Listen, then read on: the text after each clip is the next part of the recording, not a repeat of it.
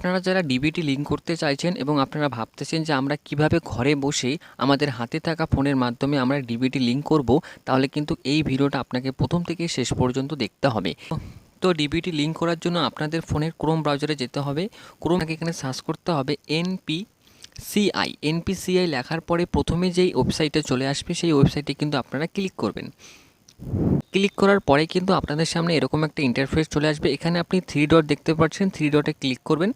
3 ডটে ক্লিক করার পরে কিন্তু এখানে দেখতে পাচ্ছেন কাস্টমার বলে লেখা আছে, কাস্টমারে ক্লিক করবেন। কাস্টমার এখানে কিন্তু আপনি দেখতে পারবেন ভারত আধার সেটিং, এখানে কিন্তু আপনি ক্লিক করবেন। তো আপনি যদি নতুন করে ডিবিটি করতে চান অথবা আপনি যদি চেঞ্জ করতে চান, তাহলে কিন্তু এখানে আধার সেটিং অথবা ডিসেটিংয়ে কিন্তু আপনি ক্লিক করবেন। ক্লিক করার পরে কিন্তু এখানে আপনি ইন্টার ইউর আধার নাম্বারটা বসিয়ে দিবেন।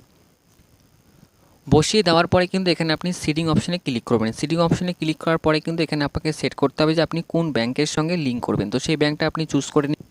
তারপরে দেখুন এখানে কিন্তু 3টা অপশন আছে। আপনি যদি নতুন করে অর্থাৎ আপনার কোনো ব্যাংকে ডিবিটি করা নেই, তাহলে কিন্তু আপনি প্রথম অপশনটা যেটা ফ্রেশ সেন্ডিং অপশন আছে সেখানে কিন্তু ক্লিক করবেন।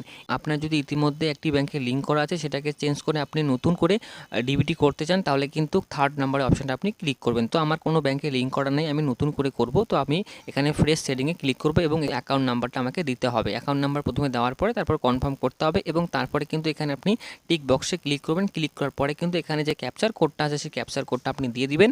এরপর সঙ্গে যে মোবাইল নাম্বার লিঙ্ক আছে সেখানে কিন্তু একটি ওটিপি যাবে এবং সেই ওটিপিটা কিন্তু আপনি সাবমিট করে দিবেন। সাবমিট করার পরে কিন্তু আপনাদের সামনে এরকম একটা ইন্টারফেস চলে আসবে। তাহলে কিন্তু আপনি বুঝতে পারবেন যে আপনার 100% ডিবিটি লিঙ্ক হয়ে গেছে। এবার আপনি